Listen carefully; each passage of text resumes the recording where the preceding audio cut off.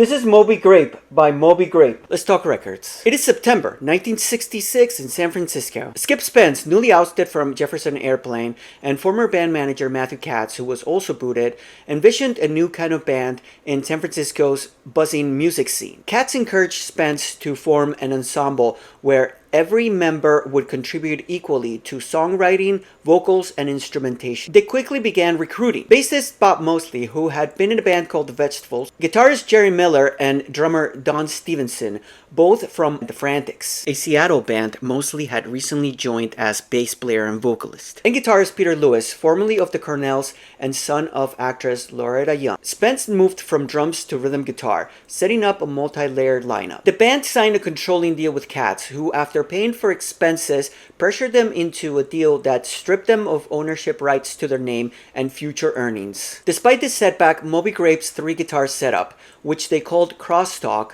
became their defining sound, allowing them to blend rock, blues, jazz, country, and psychedelia in a way that set them apart from other bands of the era. Their self-titled debut album, Moby Grape, was released June 6, 1967 on Columbia Records, and it was produced by David Rubens. The cover, shot by Jim Marshall, famed photographer who shot Jimi Hendrix lighting his guitar on fire at the Monterey Pop Festival, and would go on to shoot other iconic rock photos and over 500 album covers, captured the band's playful energy in what seems like an innocuous photo, but with a hint of rebellion. Drummer Don Stevenson raised a subtle middle finger that the label immediately did not notice, which caused some stores to refuse to carry the album. Columbia responded by airbrushing Stevenson's middle finger, but the original unedited versions remained on first presses. While the album received critical acclaim for its blend of catchy melodies and intricate guitar work, Columbia mishandled its release by issuing 5 singles all at once on the same day as the release of the record. Songs like Following You, 805, and Omaha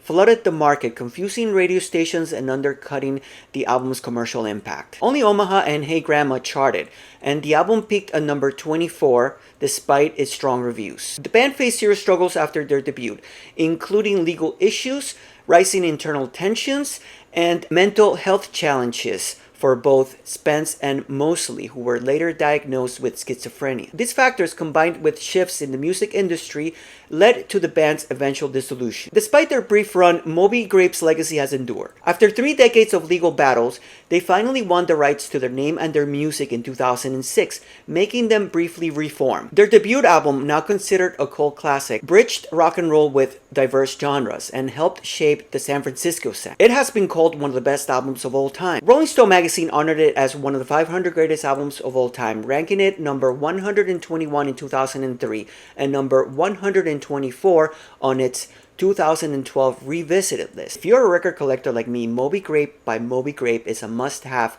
for criminally underrated best albums of all time to have in your collection.